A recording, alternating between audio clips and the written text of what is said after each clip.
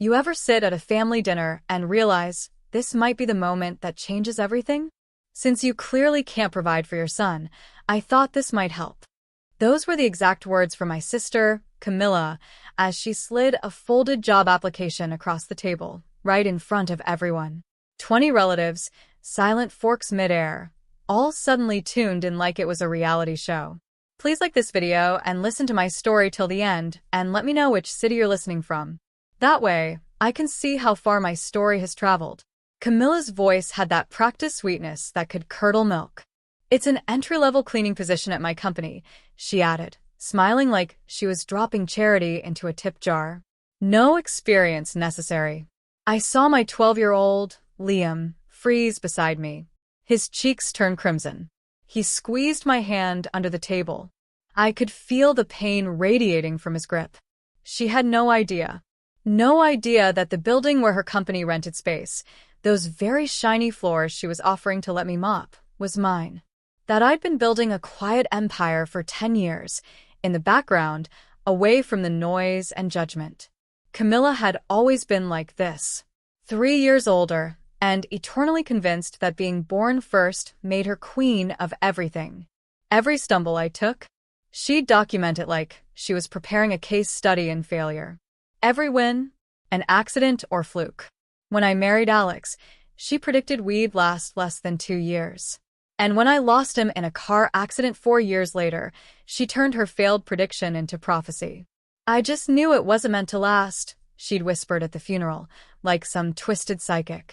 And from then on, her helpful advice became relentless. Job leads for roles I was overqualified for. Parenting tips from someone whose kids literally had therapy appointments back to back. Budgeting spreadsheets I never asked for. This cleaning job? Just her latest performance in the Camilla Saves the Day show. I picked up the paper she'd oh so graciously handed me. At the top, Brighton Corporate Management. That was her company. She worked in HR, mid-level, same title for over a decade, but carried herself like a CEO. What she didn't know, that Brighton Corporate was a tenant in one of the buildings I own. That the lease renewal was sitting on my desk. Have you ever had someone try to humble you publicly without knowing who you really are? Let me know in the comments before we continue. I glanced back up, gave the tiniest smile. A cleaning position, I said softly. That's thoughtful. It's honest work, she replied, with a tone that practically screamed, you poor thing. Liam's hand gripped mine tighter. I could feel him holding back tears. Not because of the job, but because of how small she was trying to make me look. In front of the whole family. Well, I said, folding the application neatly, I'll pass this along to my assistant. Camilla actually laughed. Your assistant? Since when do you have an assistant? I looked her dead in the eye. Since I started managing my properties, including the one your company rents the 4th and 5th floors in. Silence. You could hear the gravy thicken. My mother froze. My brother-in-law dropped his fork. Camilla's smile vanished, replaced by the vacant expression of someone realizing they may have just walked into a trap. And what happened next? Let's just say the real bomb hadn't even dropped yet. Wait till you see her face when I show her the lease with my name on it. Camilla blinked at me, confusion swirling behind her eyes. What are you talking about? She asked, voice suddenly too high-pitched to sound natural. The building at 810 Rosewood Avenue, I said calmly. Brighton Corporate rents space there, right? She gave a stiff nod. Yes, floors 4 and 5. Well, I said, pulling out my phone. The lease renewal is sitting in my inbox right now. Sent from my company, Langston Commercial Holdings. I turned the screen toward her. She leaned in, squinting. Her face twitched as she reached the signature line. Landlord, Evelyn Langston. That's me. A stunned gasp rippled through the table. My dad's mouth actually dropped open, and my aunt spilled her wine trying to lean over for a better look. Camilla scrolled through the document, faster and faster, like it would magically change if she kept swiping. She looked up, pale. But you work from home, something with computers, right? I do, I said. I manage a $47 million real estate portfolio from home. 7 properties. 32 tenants. And yes, I developed my own software to manage it. Liam sat up a little taller beside me. The redness in his face was gone, replaced with something I hadn't seen on him all night: pride. Camilla laughed. It was a hollow, high-pitched thing. No, that can't be right. The building is owned by an LLC. Whitmore Holdings or something. Langston Holdings, LLC. I'm the sole member. Ever shock someone with the truth after they tried to put you down? Drop a face with open mouth in the comments if you've ever seen a face change in real time. My father finally spoke, slow and steady. Camilla, she's telling the truth. What? I've known for years, he said. She showed me the properties. I've seen the tax returns. I even toured the building you work in with her. Camilla's chair creaked as she sat back like the air had been knocked out of her. Her husband looked like he'd just done the math on how much he'd underestimated me. My mother blinked at me as if she was seeing me for the first time. Why didn't you tell anyone? She whispered.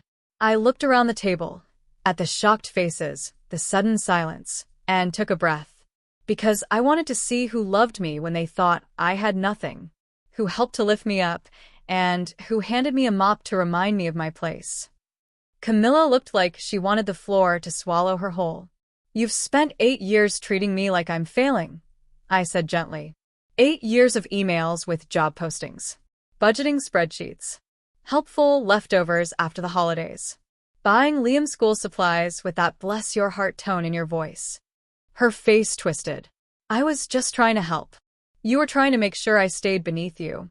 You needed me struggling, because my success would threaten the story you've been telling yourself. I slid the folded cleaning job application back across the table. This is what you handed me. In front of my son, in front of our entire family. Camilla tried to speak, but no words came. Liam's voice cut through the silence. Aunt Camilla, you made my mom feel small. You made me feel small, like we were less. But my mom works harder than anyone I know. She didn't need your help. She just needed you to believe in her. Camilla's face crumpled like paper. I didn't realize, she whispered. You didn't want to realize, I said, more softly than before. That's not the same thing. And then I put a second document on the table, one that made Camilla realize just how much power she'd been blindly disrespecting. Trust me, you won't want to miss what came next. I reached into my purse and pulled out a second document. It made the first one look like a warm-up act. This, I said, laying it flat on the table, is the lease renewal Brighton Corporate has been waiting on. Camilla flinched like the paper might bite.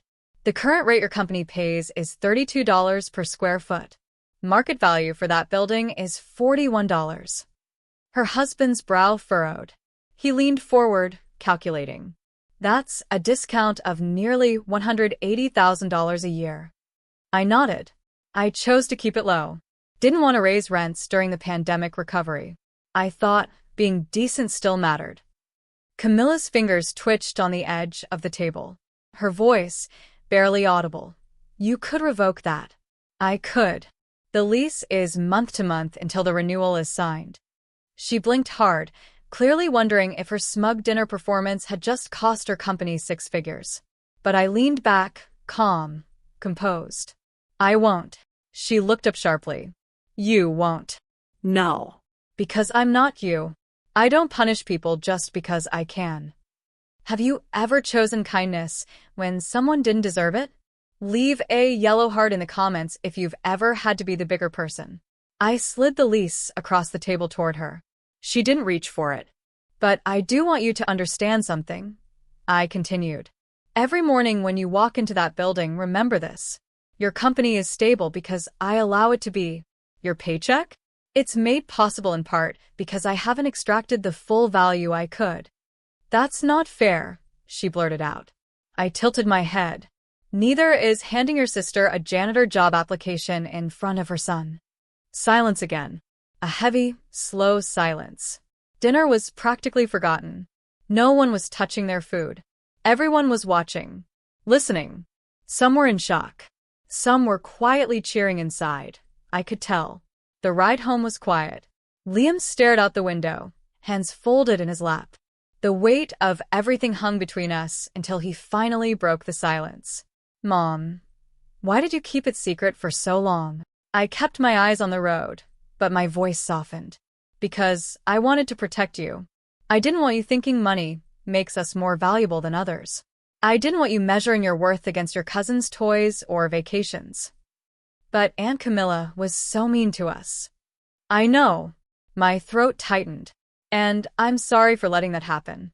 I thought maybe one day she'd be kind, just because we're family. I was wrong. He was quiet for a few seconds. Then, are we rich? I smiled. We're comfortable. Rich is relative. But no, we don't have to worry about food. And we have choices most people don't. He turned to look at me. Then why do we still live in the same house? Drive that old car? Because that house is where I loved your dad. And that car still runs. And because money is a tool, not an identity. I reached over, squeezed his hand. I never wanted you to think having more made us better than anyone. Tonight, you saw what happens when people start believing that. Aunt Camilla. I nodded. She measures her worth by looking down at others.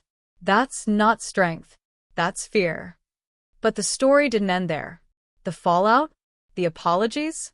The shift in the family? What happened in the weeks that followed will surprise you. It took weeks for the dust to settle. Camilla tried to patch things up. Not immediately, of course. First came the awkward silence. Then a carefully worded email, clearly crafted by her husband.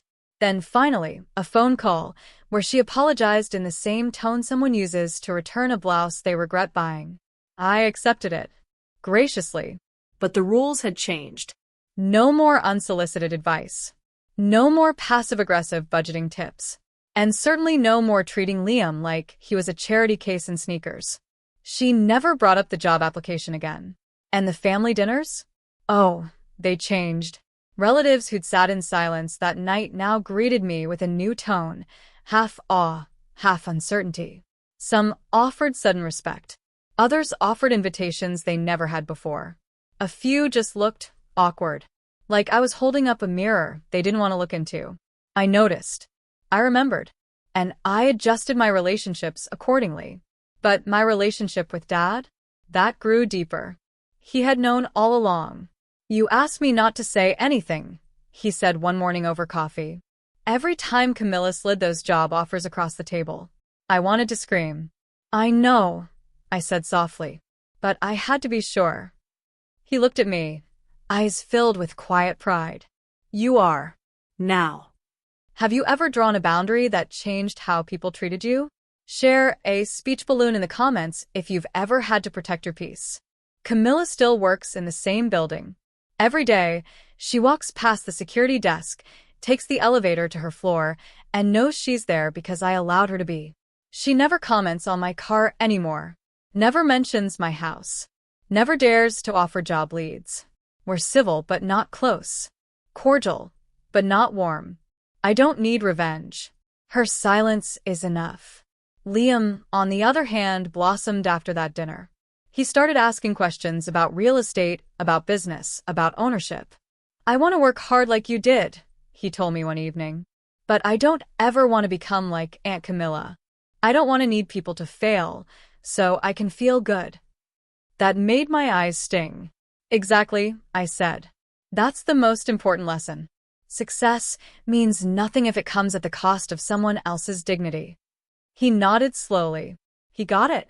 He really got it. But before I end this story, there's one last thing I want you to hear. It's about strength, respect, and knowing your worth, even when no one else sees it yet. Don't miss the final part.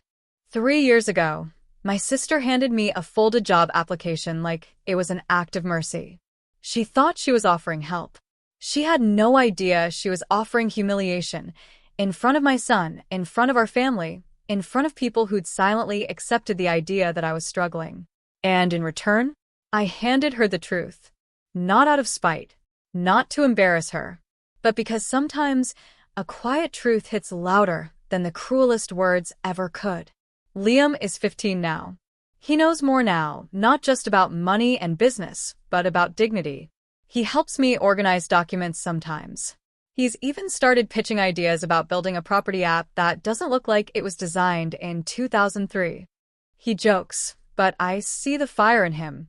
One night, he sat beside me and said, "You know, Mom, Aunt Camilla tried to write your story for you, but you just took the pen back."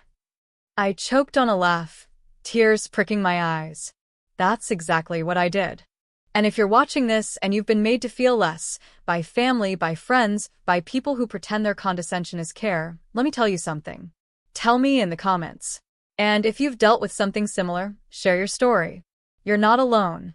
Subscribe for more stories about standing your ground and reclaiming your life. Because you are not your house, or your car, or your job title. You are your choices, your boundaries, your grace under pressure. And sometimes, the best way to show your strength is to let the truth speak for itself. Camilla still walks into that building every day, the one she didn't know I owned. She signs a lease that bears my name. She draws a paycheck made possible by my decision not to raise the rent. She looks at me now with a silence that says everything. But I don't need her apology, because the look on Liam's face at that dinner, the way his back straightened, the shame wiped away, replaced by awe, that was enough. I didn't just protect him from her judgment. I showed him who we really are. We're not beneath anyone. We never were.